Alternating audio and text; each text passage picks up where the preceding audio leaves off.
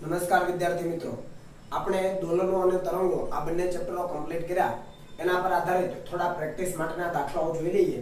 તો અહીંયા પહેલો દાખલો છે કે આકૃતિમાં સરળાવર્ત ગતિ કરતા કણનો એક આલેખ આપેલો છે. આકૃતિ તમે જોઈ શકો, સ્થાનાંતર વિરુદ્ધ સમયનો એક આલેખ આપેલો છે અને સમયગાળો તમને એની અંદર આપી દીધેલો છે. સ્થાનાંતર પણ આપી દીધું છે. મહત્તમ સ્થાનાંતર કેટલું છે, એટલે કે કંપ વિસ્તાર 1 સેન્ટીમીટરનો છે. તો આપણને કીધું છે કે t બરાબર 4/3 સેકન્ડ પર કણનો પ્રવેગ ગણો. હવે કણનો પ્રવેગ ગણવાની વાત છે, તો એના માટે આપણી પાસે સ્થાનાંતરનું તો સમીકરણ હોવું જોઈએ ને. એનું આપણે બે વાર વિકલન કરીએ એટલે પ્રવેગ મળે. તો સ્થાનાંતરનું સમીકરણ આપણને કઈ રીતે મળે? તો આપણને ખબર છે અહીંયા x ના સંદર્ભમાં છે, તો લખું x = a sin omega t + phi. આપણું સાદું સમીકરણ કંઈક આવું છે, બરાબર. અને આના ઉપરથી એમ પણ ખબર પડી જાય અને ન ખ્યાલ આવે તો ડાયરેક્ટ આ સમીકરણ તો છે જ. આમાં a આપણી પાસે છે 1, ઓમેગા આપણી પાસે નથી, phi પણ આપણી પાસે નથી. તો તમે જુઓ a કેટલો છે? 1 છે. તો આપણે અહીંયા લખીએ a = અહીંયા 1 * sin. હવે ઓમેગા માટે વાત કરીએ તો ઓમેગા ખરેખર શું હોય વિચારો તો? 2π/t હોય. t એટલે શું? આવર્તકાળ. તો અહીંયા જુઓ એક દોલન પૂરું થાય છે કેટલો સમય લાગે? 8 સેકન્ડ. અહીંયાથી શરૂ કરીને અહીંયા સુધી એક દોલન થાય 8 સેકન્ડનો સમય લાગે. તો આપણે ઓમેગા શું લખી શકીએ? 2π/8 એટલે કે π/4. હું એકમો નથી લખતો અત્યારે, બરાબર. તો આ થઈ ગયું π/4 * t પ્લસ phi ની વાત કરો. પ્રારંભિક કળા જુઓ, t બરાબર 0 સમયે હોય તો t બરાબર 0 સમયે તો મધ્યમાન સ્થાને છે. જો તમને એકમ વર્તુળ યાદ હોય તો તમને ખ્યાલ આવે કે phi = 0 થાય. ખ્યાલ આવે છે? ઓકે, કેમ કે મધ્યમાન સ્થાને છે. તો આના ઉપરથી આપણને વેગ મળી જાય. કેટલો મળી જાય? આનું એકવાર વિકલન કરીએ dx/dt. હું સ્ટેપ ખાલી લખીને આપું છું, તો આ 1 લખવાની જરૂર નથી. અહીંયા થશે π/4 એક બહાર આવી જાય અને sin નો થઈ જાય cos π/4 * t. કઈ રીતે કર્યું ખ્યાલ આવ્યો? sin નું cos અને જે પણ અંદર વિધેય છે એનું ફરીથી ચેન રૂલ પ્રમાણે વિકલન t ની સાપેક્ષે. તો π/4 t નું π/4 થઈ જાય. અને હજુ એકવાર કરીએ વિકલન તો પ્રવેગ મળી જાય. તો આ π/4 as it is cos નું થઈ જાય માઈનસ sin π/4 * t, બરાબર. અને π/4 * t નું π/4 થાય તો અહીંયા લખી દઉં π/4 નો વર્ગ, બરાબર ને. π/4 હતા, cos નું કીધું માઈનસ sin અને π/4 t નું π/4 તો બે વખત થઈ ગયા તો એનો સ્ક્વેર કરી દીધો. તો આ આપણને મળી ગયો છે પ્રવેગ. આની અંદર સમય મૂકી દઈએ તો આપણે લખીએ t બરાબર 4/3 સેકન્ડ પર આપણે વાત કરીએ તો a = શું આવશે આમાં? તો આ આવશે π² / 16 ઇન્ટુ અહીંયા થશે sin π/4 ઇન્ટુ આ થયું 4/3. તો આ 4 કેન્સલ. sin π/3 એટલે 60, sin 60 એટલે √3/2. તો a = -π² / 16 ઇન્ટુ √3/2. તો આનું સાદું રૂપ આપી દો તો as it is જ રહેવાનું. √3π² / 16 × 32.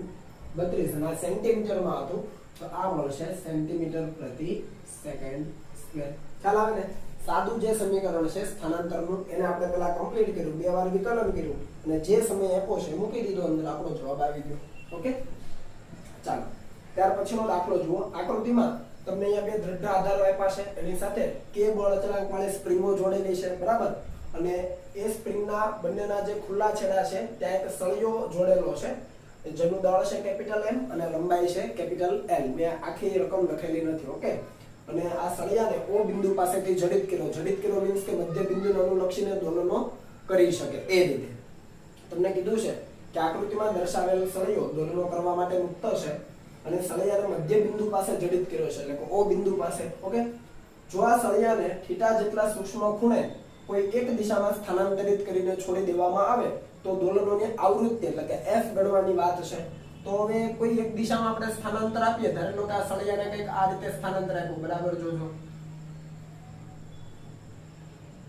કેટલા ખૂણે, હું અહીંયા ખૂણો સાઈડમાં લખું છું θ ખૂણે. ખ્યાલ આવે? તો આ બાજુ દબાવ્યો જમણી બાજુ એટલે સ્થાનાંતર આ બાજુ આપેલું છે x જેટલું, અને આનું સ્થાનાંતર કઈ બાજુ થાય? આ બાજુ થાય. બંને x સરખા જ હોય. ખ્યાલ આવવાનું? આની અંદર જ બધું દર્શાવું છું. તો θ જેટલા સૂક્ષ્મ ખૂણે સ્થાનાંતરિત કર્યો છે તો x જેટલું રેખીય સ્થાનાંતર થાય તો આના ઉપર મતલબ જે આ જે છેડો છે એના ઉપર બહાર તરફ પુનઃસ્થાપક બળ લાગે કેટલું લાગે તો કે k * x જેટલું અહીંયા પણ એ જ પરિસ્થિતિ આ બાજુ પુનઃસ્થાપક બળ લાગે k * x જેટલું ખ્યાલ આવે છે પણ આ તો દોલનો કરે છે પાછો કેમ કે O પાસેથી તો એને જડિત કરેલો છે સમજી લો તો આ લંબરૂપે અક્ષેપ વિચારી શકાય O બિંદુમાંથી પસાર થતી અને આના ઉપર ટોર્ક લાગવાનું કેમ કે આ બિંદુનું અનુલક્ષણ તમે વિચારો તો બળ છે kx અને એનું લંબ અંતર છે અહીંયા પણ બળ છે kx એનું લંબ અંતર છે ખ્યાલ આવે છે તો અહીંયા આપણે લખીએ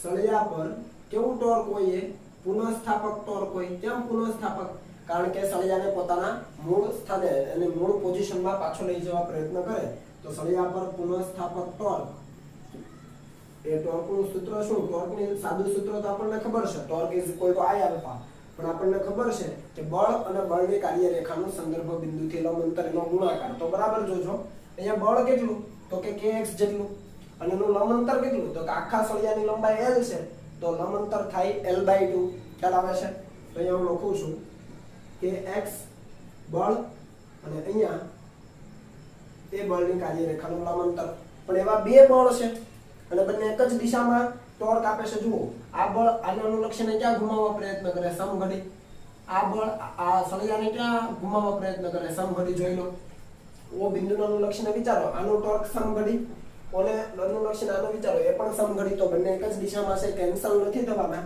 એટલે મારે અહીંયા કરવું પડે 2 ટાઈમ અને આગળ મારે કરવું પડે માઈનસ ખ્યાલ આવો શું કામ માઈનસ કારણ કે પુનઃસ્થાપક ટોર્ક છે ઓકે તો ટોર્ક બરાબર I આલ્ફા = બળ kx છે બળની કાર્યરેખાનું લંબ અંતર l/2 છે અને એમાં બે બળ છે સમઘડી દિશામાં ભ્રમણ આપે છે એના માટે ઓકે તો અહીંયાથી તમે 2 કેન્સલ કરી શકો હવે x આપણી પાસે નથી પણ આપણી પાસે થીટા છે બાજુની લંબાઈ છે l/2 તો તમે જુઓ ખૂણો બરાબર અહીંયા તમે લખી શકો ખૂણો બરાબર ચાપ એટલે કે x / l/2 ખૂણો બરાબર ચાપ ભાગ્યા ત્રિજ્યા તો આના ઉપરથી આપણને x કેટલો મળી જાય તો આ મળી જાય l θ/2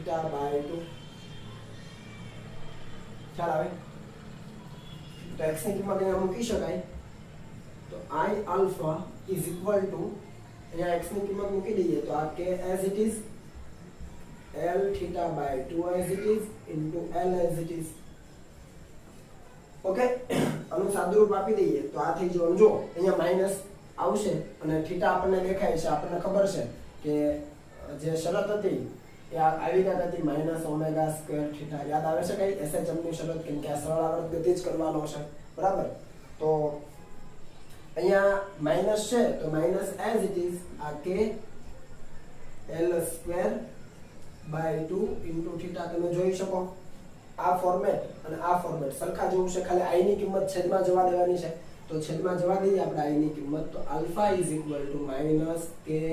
l² / 2 θ અને ડિવાઇડેડ બાય I એટલે જડત્વની ચાક માત્રા કયા બિંદુને અનુલક્ષીને અથવા કઈ અક્ષને અનુલક્ષીને તો કે O માંથી પસાર થતી અક્ષને અનુલક્ષીને તો એ કેટલી આવે m l²/12 આવે યાદ આવે કઈ બરાબર આમાંથી l² કેન્સલ 2 6 12 અને છેદનો છેદ અંશમાં જાય તો આ થશે -6k / M * θ હવે જુઓ આના જેવું ફોર્મેટ આવી ગયું છે એ SHM માટેની આ જરૂરી શરત છે તમને ખ્યાલ હોવો જોઈએ બરાબર ચાલો અહીંયા લખી દઈએ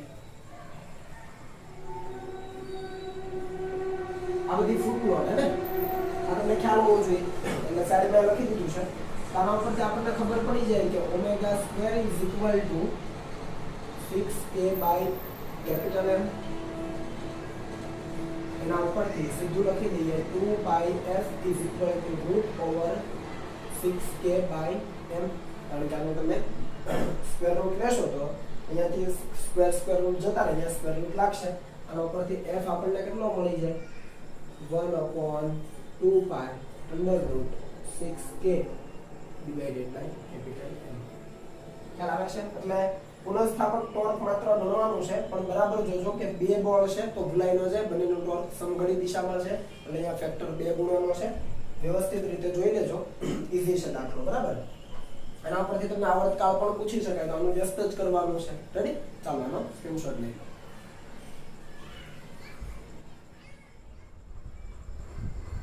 ત્યાર પછીનો દાખલો જોઈએ. તો આપણે કીધું છે કે એક બિંદુવત કણ એક સાથે બે સ્થાનાંતર, પેલું સ્થાનાંતર છે x1 of t a sin omega t અને બીજું છે x2 of t a sin omega t plus 2π/3 ની અસર હેઠળ એક સાથે આવે છે.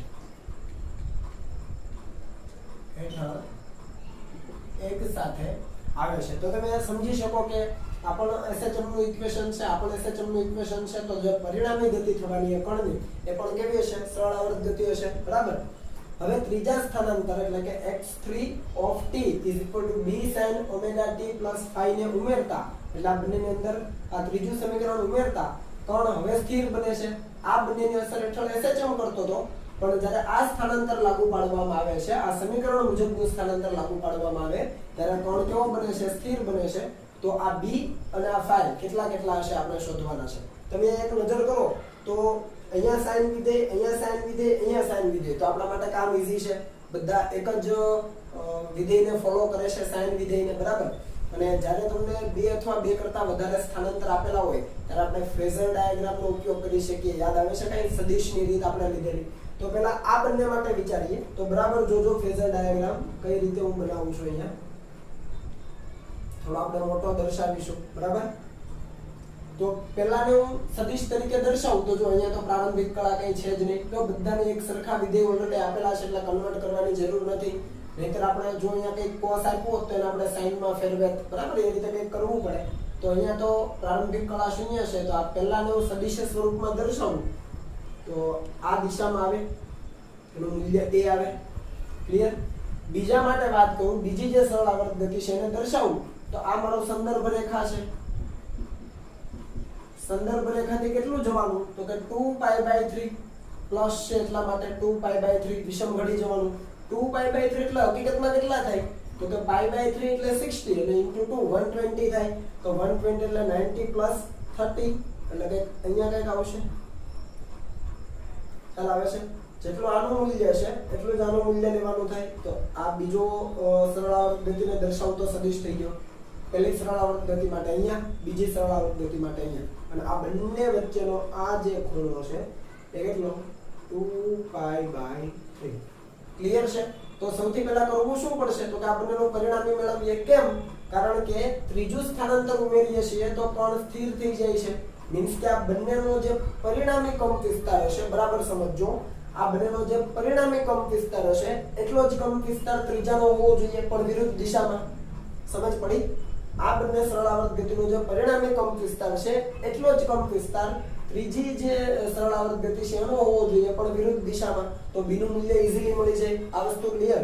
તો તમે આ બંનેનું પરિણામી મેળવો તો આપણે શું લખી શકીએ કે a' √, માં યાદ કરો શું હતું?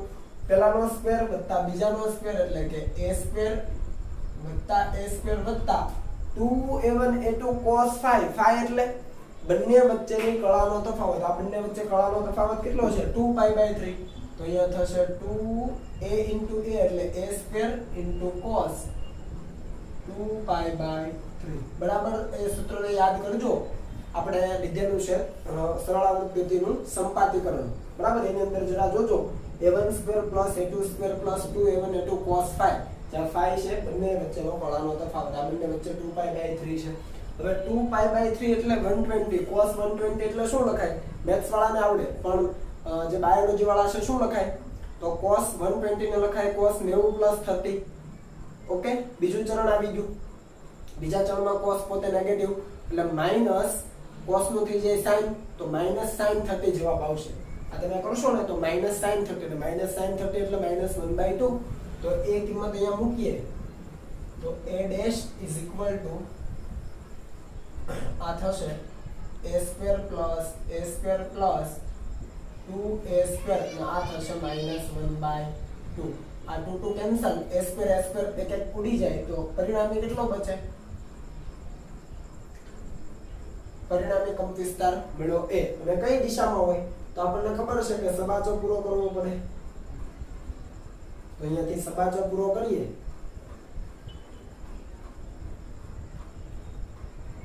2 તો પરિણામી કંઈક આ રીતે હું આને થોડી દૂર લખીશ પરિણામી કંઈક તમને આ રીતે મળે આ બંનેનો આખો ખૂણો આપણને ખબર છે આ કેટલો છે 2π/3 ભૂલાઈ ન જાય ઓકે તો આ પરિણામી આ બંનેનો પરિણામી અહીંયા મળી ગયો તો ત્રીજું સ્થાનાંતર છે એનો કંપ વિસ્તાર કેટલો હોવો જોઈએ આટલો જ હોવો જોઈએ પણ વિરુદ્ધમાં આ જે મૂલ્ય મળે છે એટલું જ હોવું જોઈએ પણ ક્યાં વિરુદ્ધમાં તમે સદિશને જરા વ્યવસ્થિત રીતે દર્શાવજો સ્ટ્રેટ લાઈનમાં તો આ b = a હોવું જોઈએ ઓકે તો આપણે લખીએ કે કણને સ્થિર થવા માટે જે ત્રીજી સરળાવર્ત ગતિ છે એના માટે કંપ વિસ્તાર કેટલો હોવો જોઈએ b = a થશે b ની વેલ્યુ મળી ગઈ ઓકે હવે વાત કરીએ આપણે phi ની બરાબર તો phi ક્યાંથી માપેલો હોય તો અહીંયા પ્રારંભથી સંદર્ભ રેખા સાથે જ માપેલો હોય એટલે આપણને કયો ખૂણો જોઈએ ખબર આ ખૂણો જોઈએ છે આટલો રેડી આ phi આપણને જોઈએ છે તો આ phi કઈ રીતે મેળવી શકાય તો આટલો તો 2π/3 છે બરાબર છે હવે આ બંને લંબ છે કે નહીં આપણને કઈ ખબર નથી તો તમે આ ખૂણો શોધી શકો ખરા આ ખૂણો યાદ કરો આના માટે આપણે ધારી લો કે હું થીટા કહું તો આ થીટા શોધી શકાય કઈ રીતે શોધી શકાય તો આપણને ખબર છે tan થીટા પણ આની સાથેનો હું ખૂણો લઉં છું તો એનો ઘટક ન પડે અને બીજાનો ઘટક પડે પણ બીજાનો પણ એ જ છે તો તમને યાદ હોય તો અહીંયા હતું cos ઘટક અને અહીંયા હતું sin ઘટક બરાબર યાદ કરજો જરા આવું સૂત્ર લખેલું ઓલરેડી આ સદિશ માટે આપણે વાપરેલું છે અને phi એટલે બંને જે સરળાવર્ત ગતિ છે એમના વચ્ચેનો કળાનો તફાવત છે અને કંપ વિસ્તાર છે બંનેના તો સરખા જ છે તો અંદર કિંમત મૂકો તો શું આવે a sin 2π/3 અને અહીંયા શું આવશે a + a cos 2π/3 હવે sin 2π/3 એટલે ફરીથી sin 120 sin 120 એટલે sin 90 + 30 અને sin 90 + 30 તો cos 30 થાય અને cos 30 એટલે √3/2 તો આ જે tan થીટા છે એ કેટલો થવાનો a × √3/2 અને અહીંયા ઓલરેડી આપણે કીધું -1/2 અહીંયા લીધું જ છે તો a - a/2 તો અહીંયા વધવાનું ખાલી a/2 સાદુરૂપ આપો તો 2 કેન્સલ a કેન્સલ એટલે આ મળ્યું √3 અને √3 કયા ખૂણા માટે હોય તો અહીંયા તો tan વિધેય છે તો આપણને ખબર છે એ π/3 થાય ખ્યાલ આવ્યો તો આ જે થીટા છે એ આપણને મળી ગયો π/3 ઓકે ચાલો હવે એ π/3 છે તો આ π/2 છે π/2 માંથી π/3 જાય તો આ બાકીનો કેટલો બચે આ વિચારો π/2 માંથી π/3 તમે કાઢો તો શું બચે તો આપણે અહીંયા કરી દઈએ π/2 - π/3 તો અહીંયા 3 અહીંયા 2 એટલે આ બચે π/6 તો અહીંયા આ π/6 તો સામે જતા રહો તો આ કેટલો થાય π/6 જ થવાનું ખ્યાલ આવે ને બસ એ શોધી લીધું આ કેટલો હોય 3π/2 હોય આપણો તો આખો 3π/2 અને આટલો π/6 બાદ કરી દઈએ તો આપણે લખીએ phi = 3π/2 - π/6 ક્લિયર ને જો પૂરો મળી જાય અને તો આનો લસા આવે 6 અહીંયા તમે 3 વડે ગુણાકાર કરશો એટલે 3 × 9π અને 9 - 1 એટલે 8π આ સાદુરૂપ આપો તો 4π/3 રેડિયન આપણને જવાબ મળી જાય ખ્યાલ આવે છે તો આપણે જે સરળાવર્ત ગતિનું સંયોજન લીધેલું અને જે આપણે ફેઝર ડાયાગ્રામ ભણ્યા હતા એની મદદથી ઈઝીલી કરી શકાય બરાબર કંપ વિસ્તારમાં તો તમને ખ્યાલ આવી ગયો છે પહેલા આ બંનેની કળા શોધી લો જે પરિણામી સરળાવર્ત ગતિ છે એની કળા શોધી લીધી એ π/3 મળ્યું એ પહેલા સદિશ સાથે હોય સંદર્ભ રેખા સાથે બરાબર બાકીનો ખૂણો મળી ગયો તો સામેનો ખૂણો મળી જાય તો એ સિવાયનો જે phi આપણને જોઈતો હતો એ પણ મળી જાય ક્લિયર છે શાંતિથી જરા જોઈ લેજો આને બરાબર આ ટાઈપનો દાખલો પણ તમને પૂછી શકાય જ્યારે પણ વધારે સરળાવર્ત ગતિઓ તમને આપી છે ત્યારે ફેઝર ડાયાગ્રામ ઇફેક્ટિવ આપણી પાસે એક વે બચે જેથી કરીને આપણે ઓછા સમયમાં દાખલો સોલ્વ કરી શકીએ ઓકે ચાલો આનો સ્ક્રીનશોટ લઈએ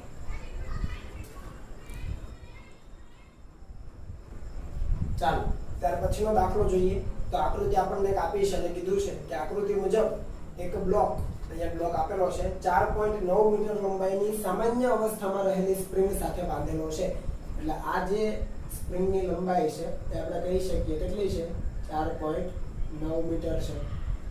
એની સાથે બાંધેલો છે. ઘર્ષણાંક 0 છે એટલે ઘર્ષણ રહિત સપાટી છે. બ્લોકને 0.2 મીટર ખેંચીને t બરાબર 0 સમયે સ્થિર સ્થિતિમાંથી છોડવામાં આવે છે. કોઈ એક દિશામાં 0.2 મીટરનું સ્થાનાંતર આપીને એને છોડવામાં આવે. તેના સરળ આવર્ત ગતિને એટલે કે SHM ની કોણીય આવૃત્તિ આપી છે π/3 રેડિયન પ્રતિ સેકન્ડ છે અને બરાબર આ જ વખતે એટલે કે t બરાબર 0 સમયે બિંદુ P પાસેથી એક ગોળીને v વેગથી 45 ડિગ્રીના ખૂણે પ્રક્ષેપિત કરવામાં આવે છે. આકૃતિમાં દર્શાવેલું છે. તો શું કીધું છે આપણને કે O થી P અંતર છે એ 10 મીટર છે. જો આ ગોળી t બરાબર 1 સેકન્ડ સમયે એટલે કે મુક્ત કર્યાની 1 સેકન્ડ પછી બ્લોક સાથે અથડાય તો આ વેગ છે ગોળીનો એ કેટલો હશે? g બરાબર 10 મીટર પર સેકન્ડ સ્ક્વેર આપણે લેવાનું છે. તો આ દાખલાને તમે બે રીતે સોલ્વ કરી શકો. પહેલી મેથડ બરાબર જોજો કે ભાઈ આ બ્લોકને આપણે સ્થાનાંતર આપીએ છીએ એટલે આપણે મધ્યમાન સ્થાન ધારી લો કે હું આને કહી દઉં તો અહીંયા હું બિંદુ Q લખું તો Q ની સાપેક્ષે આપણે એનું 1 સેકન્ડ પછી સ્થાન શોધી શકીએ. બરાબર મારા શબ્દો સમજજો કે t બરાબર 1 સેકન્ડના અંતે પેલી ગોળી આ બ્લોક સાથે અથડાય તો 1 સેકન્ડ પછી એ બ્લોકનું આ Q ની સાપેક્ષે સ્થાન શોધી શકું, સ્થાનાંતર શોધી શકું. તો આપણે લખીએ કે બ્લોક માટે x is equal to આપણું સાદું સૂત્ર છે a sin omega t plus phi. હવે કોઈ એક બાજુ 0.2 મીટર ખેંચવાની વાત કરી છે એટલે કે મહત્તમ સ્થાનાંતર બાજુ લઈ જવાનો અને પછી છોડવાનો. ખ્યાલ આવે? મહત્તમ સ્થાનાંતર ઉપર લઈ જઈને પછી છોડવાનો. તો phi કેટલો લઈ શકીએ આપણે? π/2. ઓકે, તો phi π/2 હોય તો x is equal to a sin omega already આપી દીધો છે π/3. તો અહીંયા લખાય π/3 into t plus π/2. ક્લિયર? આ phi ક્યાંથી આવ્યો ખ્યાલ આવો ને? મહત્તમ સ્થાનાંતર ઉપર લઈ જઈને 0.2 મીટર અંતર સુધી ખેંચીને પછી છોડેલો છે તો મહત્તમ સ્થાનાંતર કહેવાય. મહત્તમ સ્થાનાંતર માટે એકમ વર્તુળ મુજબ વિચારો તો phi કેટલો થાય? π/2. sin π/2 plus θ એટલે શું થાય? cos θ. તો a cos π/3 into t. Clear? અને હવે આપણે વાત કરીએ t બરાબર 1 સેકન્ડ પછી. તો t બરાબર 1 સેકન્ડ પછી x is equal to a કેટલો છે? 0.2. એ તો આપણને ખ્યાલ જ છે તો આ લખી દઈએ 0.2 into cos અહીંયા થઈ જવાનું π/3 into 1. cos π/3 એટલે cos 60 અને cos 60 1/2. તો આ થશે x is equal to 0.1 metre. એનો મતલબ શું થયો કે 1 સેકન્ડ પછી Q બિંદુથી આ જે બ્લોક છે એ 0.1 મીટરના સ્થાનાંતર ઉપર હશે. ખ્યાલ આવે છે? 1 સેકન્ડ પછી આ બ્લોક આ Q બિંદુથી 0.1 મીટરના સ્થાનાંતર પર હશે. હું અહીંયા લખી દઉં Q બિંદુથી. ક્લિયર? તો તમે કહી શકો કે O બિંદુથી કેટલા અંતરે હશે? તો O ની સાપેક્ષે બ્લોકનું 1 સેકન્ડના અંતે સ્થાન 1 સેકન્ડના અંતે ઓની સાપેક્ષે 1 સેકન્ડના અંતે વિચારો તો 4.9 તો હતું જ અને બીજું 0.1 બીજું તો આપણે લખી શકીએ કે ભાઈ x ડેશ હું કહી દઉં તો 4.9 મીટર વત્તા 0.1 મીટર એટલે કે આ 5 મીટર થઈ ગયું. તો આ જે બ્લોક છે બ્લોક એ O બિંદુથી 1 સેકન્ડના અંતે ટોટલ 5 મીટરના અંતરે હશે. આ વસ્તુ ક્લિયર થઈ ગઈ? ઓકે, હવે આ 5 મીટરના અંતરે હશે. ટોટલ છે 10, એમાં બ્લોક તો 5 મીટર અંતરે છે. તો હવે આ ગોળી અને બ્લોક વચ્ચેનું કેટલું બાકી રહ્યું? 5 મીટર. તો આપણે લખી શકીએ કે આથી ગોળીએ બ્લોકને અથડાવવા 10 - 5 બરાબર 5 મીટર અંતર કાપવું પડે. સમજાય? કેમ કે બ્લોક ઓલરેડી આ O બિંદુથી 5 મીટર અંતરે છે, તો હવે 10 માંથી 5 જ બાકી રહ્યું, ગોળીએ જે કાપવાનું છે, બરાબર. તો આપણે આ લખી શકીએ range is equal to 5 metre. કોની રેન્જ? ગોળીની. સિમ્પલ. તો આપણે લખી શકીએ રેન્જનું equation r is equal to v square, ખરેખર v0 લખતા હતા પણ અહીંયા v છે તો આપણે v square sin 2 theta divided by g. આના ઉપરથી આપણને v જોઈએ છે તો v ને કરતા બનાવીએ તો શું આવશે? rg, પણ બધું અંડર રૂટમાં, rg divided by 10 sorry sin 2 theta. Clear? r કેટલી? તો કે 5, g કેટલો કીધો છે? 10 divided by sin 2 theta, theta 45 તો sin 2 થીટા 90, એટલે આપણે લખી દઈએ sin 90. sin 90 થાય 1 તો અહીંયાથી આપણને v મળી જાય √50 મીટર પર સેકન્ડ.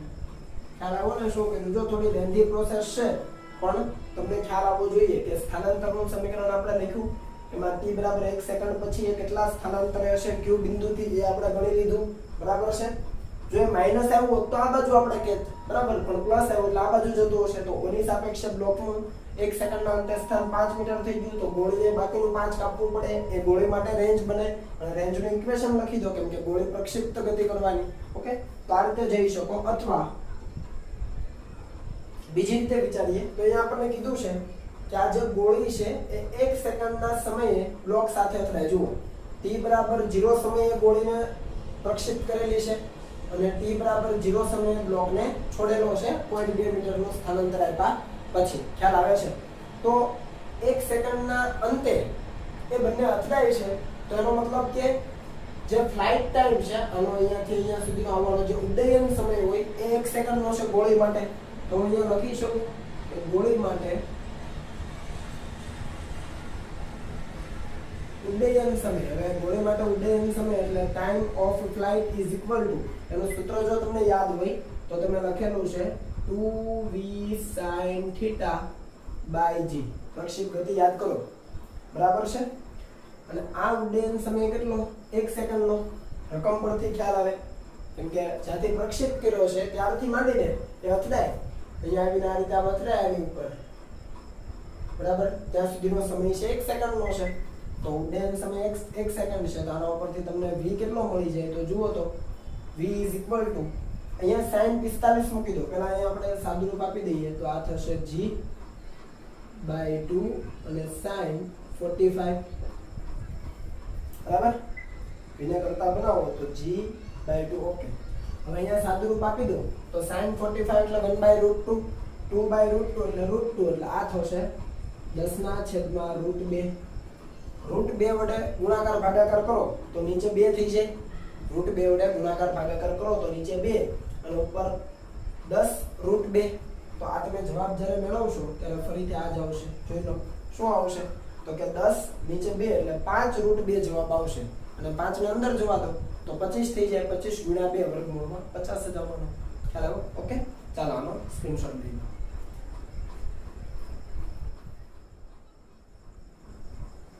ત્યાર પછીના દાખલાની વાત કરીએ તો આપણને કીધું છે કે એક અવગણ્ય દળ ધરાવતા તાર સાથે 0.1 કિલોગ્રામ દળ લટકાવેલું છે અને તારની લંબાઈ આપણને આપી છે 1 મીટર અને એનું ક્ષેત્રફળ આપેલું છે 4.9 × 10⁻⁷ મીટર સ્ક્વેર. જો આ દળને નીચે તરફ સૂક્ષ્મ સ્થાનાંતરિત કરીને છોડવામાં આવે તો તે 140 રેડિયન પર સેકન્ડની કોણીય આવૃત્તિથી સરળ આવર્ત ગતિ કરે છે. જો તારના દ્રવ્યનો Young modulus n time 10⁹ newton પર મીટર સ્ક્વેર હોય તો n ની વેલ્યુ આપણે શોધવાની છે. એક પરિસ્થિતિ આ પ્રમાણે છે, તાર છે, એની લંબાઈ તમને ઓલરેડી આપી છે, એનું ક્ષેત્રફળ આપેલું છે, ધારી લો કે આ લંબાઈ l છે, અહીંયા એક દળ લટકાવેલું છે 0.1 kg ઇઝ ઇક્વલ ટુ આપણે m કહી દઈએ, બરાબર. અને આને આપણે સૂક્ષ્મ સ્થાનાંતરિત કરીએ, ધારી લો કે x જેટલો સ્થાનાંતરિત કરીએ નીચે તરફ અને પછી છોડી દઈએ તો એ સરળ આવર્ત ગતિ કરે છે એવું આપણને કીધું છે. તારનું દળ અવગણ્ય છે, તારના દળને આપણે ધ્યાનમાં લેવાનું નથી.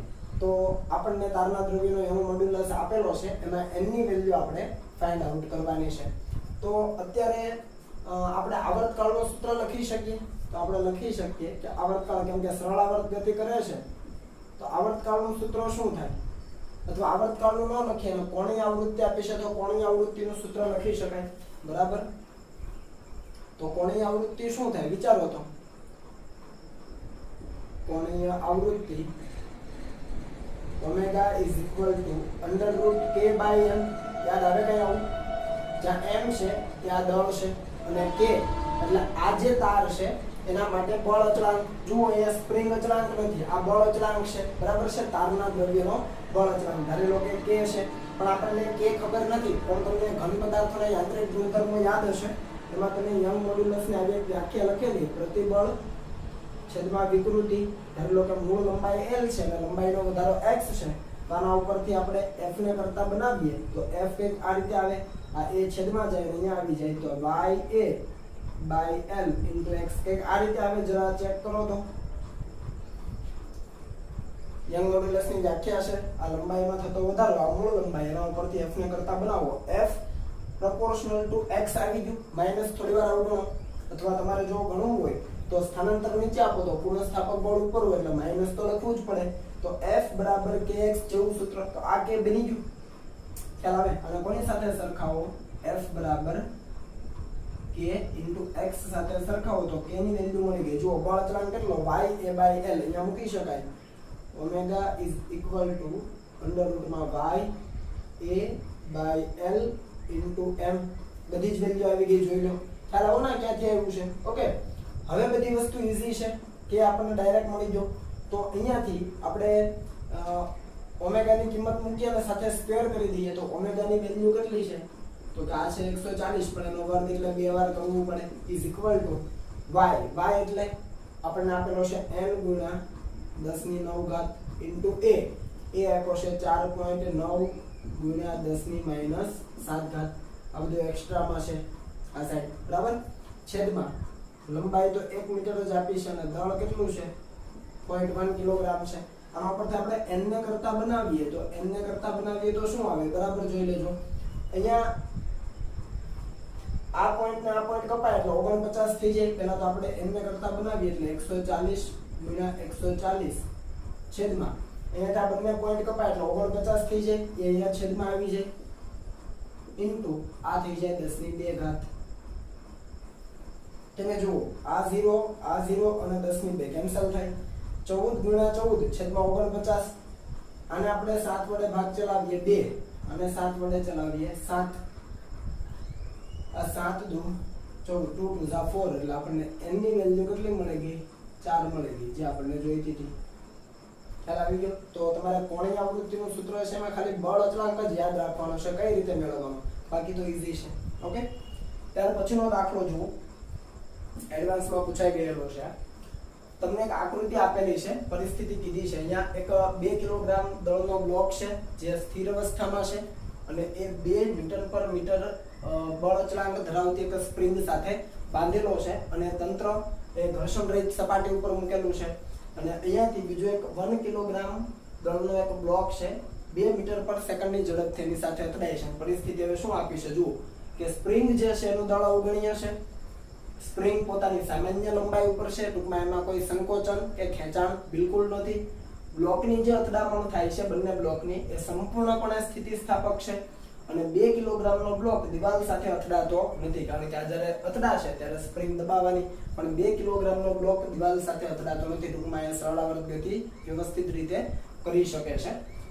જ્યારે સ્પ્રિંગ અથડામણ પછી પ્રથમ વખત પોતાની મૂળ એટલે કે સામાન્ય લંબાઈમાં આવે તે વખતે બંને બ્લોક વચ્ચેનું અંતર કેટલું હશે? આ સ્ટેટમેન્ટ બરાબર વાંચો. જ્યારે સ્પ્રિંગ અથડામણ પછી પ્રથમ વખત પોતાની મૂળ એટલે કે સામાન્ય લંબાઈમાં આવે એ વખતે બંને બ્લોક વચ્ચેનું અંતર આપણે શોધવાનું છે. તો બરાબર અહીંયા પરિસ્થિતિ સમજો. તો અત્યારે તો સામાન્ય લંબાઈ ઉપર છે, જેવો આ બ્લોક આની સાથે અથડાય એટલે આ 2 કિલોગ્રામનો બ્લોક અંદર જશે અને પાછો એટલે કે સ્પ્રિંગ પણ દબાશે અને પાછું આગળ તરફ આવશે, બરાબર છે? પહેલા જમણી તરફ જશે પછી ડાબી તરફ આવશે. તો એ સ્પ્રિંગ અથડામણ પછી પ્રથમ વખત મૂળ લંબાઈમાં આવે અને એ વખતે આ બ્લોક જે પોઝિશન ઉપર છે 2 કિલોગ્રામનો બ્લોક એ ફરીથી પોતાના મૂળ સ્થાન પાસેથી પસાર થવાનો. સમજાય છે? એક વખત આ સ્પ્રિંગ દબાઈ છે પછી પાછું એનું વિસ્તરણ થશે એટલે પાછું અહીંયા આવે. તો જ્યારે બ્લોક આની આ પોઝિશન ઉપર પાછો આવશે જમણી બાજુ જઈને પાછો, ત્યારે સ્પ્રિંગ પોતાની મૂળ એટલે કે સામાન્ય લંબાઈ ઉપર આવે. એ વખતે બંને બ્લોક વચ્ચેનું અંતર આપણે લેવાનું થાય. તો પહેલા તો આપણને શું જરૂર પડશે વિચારો તમે. તો કે અંતર આપણને જોઈએ છે તો આ જ્યારે આ સ્પ્રિંગનું સંકોચન થાય ને પાછું વિસ્તરણ થાય તો એના માટેનો સમય કેટલો લાગે એ શોધવો પડે.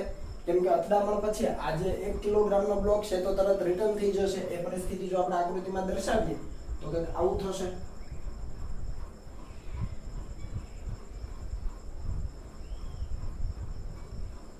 હું જસ્ટ અથડામણ પછી તરત વાત કરું છું, બરાબર છે. મેં ભલે પરિસ્થિતિ અહીંયા દૂર દર્શાવી હોય, બ્લોકને ટૂંકમાં દૂર દર્શાવ્યા હોય, પણ હું અથડામણ પછી તરત વાત કરું છું. તો અથડામણ પછી તરત આનો વેગ ધારી લો કે v1 છે અને આનો વેગ આપણે ધારી લઈએ કે v2 છે.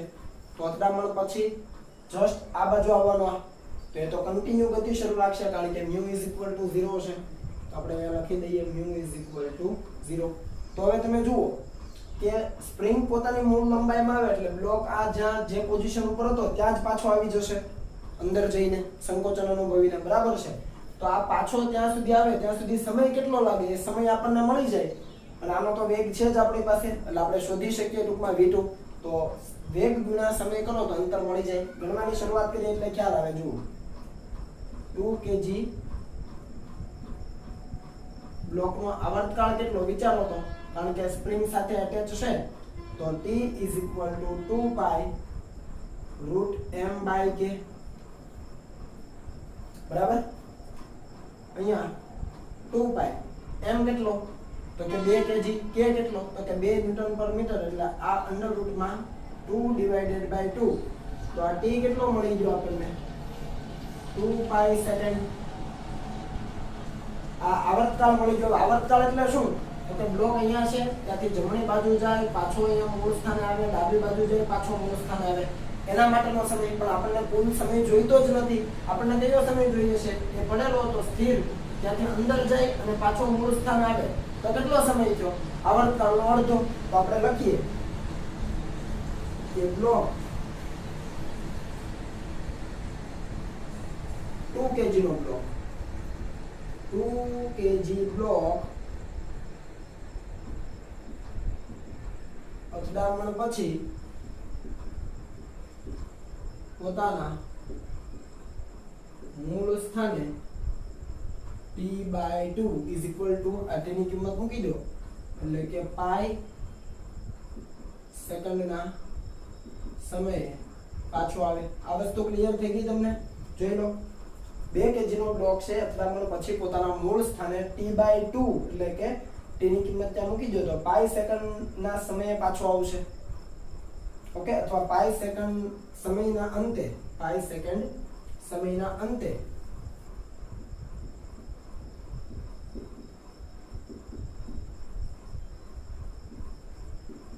પાછો આવશે. એનો મતલબ કે સ્પ્રિંગ પોતાની સામાન્ય લંબાઈમાં છે. તો આપણને સમય મળી ગયો કેટલો પાઈ સેકન્ડનો. ચાલો એક કામ પૂરું થઈ ગયું. હવે આપણને એવું કીધું છે કે એ જ્યારે પોતાની મૂળ લંબાઈમાં આવે ત્યારે બે બ્લોક વચ્ચેનું અંતર કેટલું, તો એ દરમિયાન આનો વેગ તો જોઈશે ને. કેમ કે આ સમય પાઈ સેકન્ડનો જે છે બરાબર એ ક્યાંથી કાઉન્ટ થયો તો કે બંનેને અથડામણ થઈ ત્યાંથી આ બ્લોક જમણી બાજુ ગયો ને પાછળ ડાબી બાજુ આવ્યો ત્યાં સુધીનો સમય છે પાઈ સેકન્ડ કાઉન્ટ થયો. તો ત્યાં સુધીમાં આ 1 kg નો જે બ્લોક છે એ તો v2 વેગથી સતત ગતિ કરે છે, ઘર્ષણ રહિત સપાટી છે એટલા માટે. તો અહીંયા આપણે v2 શોધવો પડે. ખ્યાલ આવે છે? તો v2 શોધવા આપણે શું કરીએ તો આપણે વેગમાન સંરક્ષણ લગાવીએ. તો વેગમાન સંરક્ષણ શું કહે છે? અથડામણ પહેલાનું વેગમાન = અથડામણ પછીનું. અથડામણ પહેલા સામે છે તો આના માટે શું લખાય m * v. હું ડાયરેક્ટ લખું છું 1/2 વત્તા આ તો રેસ્ટ ઉપર છે, દળ છે પણ વેગ નથી તો 0 = હવે અહીંયા જોજો દિશા અગત્યની છે અને આ દિશા પોઝિટિવ અને આપણે નેગેટિવ કહીએ તો -1 * v2 એટલે ખાલી -v2 પ્લસ 2 * v1 તો આ 2v1. ખ્યાલ આવે છે? તો આના ઉપરથી આપણને મળી જાય 2v1 - v2 = 2. આ એક સમીકરણ બન્યું. બીજું સમીકરણ ક્યાંથી બનશે તો આપણને કીધું છે કે અથડામણ સંપૂર્ણ સ્થિતિસ્થાપક છે, એના ઉપરથી બને. આપણે સોલ્વ કરીએ પણ આનો સ્ક્રીનશોટ લઈ લો.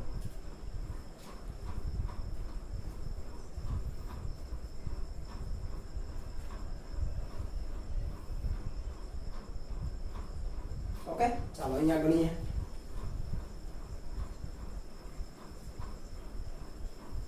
જો પરિસ્થિતિને બરાબર સમજવા પ્રયત્ન કરજો, નહીંતર ખ્યાલ નહીં આવે. બરાબર? ચાલો હવે આપણે સંપૂર્ણ સ્થિતિસ્થાપક અથડામણ છે તો આપણે લખી શકીએ E is equal to 1 અને આ છે velocity of separation divided by velocity of approach, એટલે કે અથડામણ પછીનો સાપેક્ષ વેગ છેદમાં અથડામણ પહેલાનો સાપેક્ષ વેગ. તમને વ્યાખ્યા આવડતી હશે. વેલોસિટી ઓફ સેપરેશન તમે જુઓ v1 માઇનસ v2 દિશાનો ઉપયોગ કરવો પડે. v1 માઇનસ v2 અથડામણ પછીનો સાપેક્ષ વેગ થઈ ગયો કહેવાય. અને અથડામણ પહેલા પેલો ભાઈ તો સ્થિર છે તો અથડામણ પહેલાનો થાય 2 - 0. ક્લિયર? આ 2 અહીંયા ગુણાઈ જાય. આ EB = 1 કેમ લીધું? કારણ કે સંપૂર્ણ સ્થિતિસ્થાપક છે. તો અહીંયા લખી શકાય v1 + v2 = 2. આને આપણે 2 કહી દઈએ અને આપણે 1 કહી દઈએ. સાદુરૂપ આપો. v2 કેન્સલ થાય, સરવાળો કરો એટલે 1 + 2 કરો તો v2 કેન્સલ, એટલે આ થાય 3v1 = 4. તો v1 = 4/3 મીટર/સેકન્ડ. આ અથડામણ પછીનો વેગ છે, બરાબર જોજો. પણ આપણને એના વેગનું ક્યાં કામ છે? v2 નું કામ છે. તો આપણે v2 મેળવી લઈએ, અહીંયાથી મેળવી લઈએ, ઈઝી પડશે. તો v2 = 2 - v1. v1 છે 4/3, એટલે આ થઈ ગયું 2/3 મીટર/સેકન્ડ. અથડામણ પછી બીજો બ્લોક છે એ 2/3 મીટર/સેકન્ડ ના વેગથી સતત ગતિ કરતો હશે, અચળ વેગથી, કારણ કે ઘર્ષણ રહિત સપાટી છે. તો આપણી પાસે સમય છે અને એટલા સમયગાળા દરમિયાન અહીંયા છે આટલા સમયગાળા દરમિયાન પાઈ સેકન્ડના સમયગાળા દરમિયાન બીજો બ્લોક છે એ આટલા વેગથી તો ગતિ કરે જ છે. તો આપણે લખી શકીએ કે બંને બ્લોક વચ્ચેનું માંગેલ અંતર, જેને આપણે d કહીએ, તો v2 * t. t એટલે મારે શું લખવું પડશે? પાઈ અથવા પાઈ સેકન્ડ. તમને યાદ રહેવું જોઈએ. ખ્યાલ આવે ને? બંને બ્લોક વચ્ચેનું માંગેલું જે અંતર છે એ v2, બીજા બ્લોકનો વેગ લેવો પડે, કારણ કે પહેલો બ્લોક તો પોતાના મૂળ સ્થાને જ હજુ આવ્યો છે, એને આપણને જરૂર નથી. તો v2 * t. t એટલે પાઈ સેકન્ડ. તો અહીંયાથી d = આ થશે 2/3 * 3.14. હવે આનું સાદુરૂપ આપો તો આ 1.4 સમથિંગ આવે ને. 3 × 3 અને 3 × 12 એટલે 1.4 સમથિંગ આવશે. Sorry 1.04 something. બરાબર? તો એ જો સાદુરૂપ તમે આપશો તો એ તમને મળશે રાઉન્ડ ઓફમાં 2.09 મીટર. આ આપણો અંતિમ જવાબ થઈ ગયો. ઓકે, શાંતિથી દાખલો વિચારવા પ્રયત્ન કરજો કે કેમ બ્લોક આ લીધો છે આપણે, 1 kg નો બ્લોક જ કેમ ધ્યાનમાં લીધો છે, એના વેગને જ કેમ લીધો? કારણ કે આ સ્પ્રિંગ સાથે એટેચ છે. અહીંયા આપણને કીધું છે કે સ્પ્રિંગ સામાન્ય લંબાઈમાં આવે એ વખતે, તો એ સામાન્ય લંબાઈમાં આવે એ દરમિયાન આ કેટલા વેગથી ગતિ કરે એ વેગ આપણે મેળવી લીધો. અને એના માટેનો સમય કેટલો લીધો? તો કે આટલો. કારણ કે બ્લોક છે એ અંદર જઈને પાછો પોતાના મૂળ સ્થાને આવે એ દરમિયાન t/2 જેટલો, એટલે કે પાઈ સેકન્ડનો સમય લાગે. તો વેગ છે, સમય છે, ગુણાકાર કરી દો, અંતર આપણને મળી જાય. ક્યારે? કે જ્યારે અથડામણ પછી સ્પ્રિંગ પ્રથમ વખત પોતાની મૂળ લંબાઈમાં આવે ત્યારે. ઓકે, ચાલો આનો સ્ક્રીનશોટ લઈએ.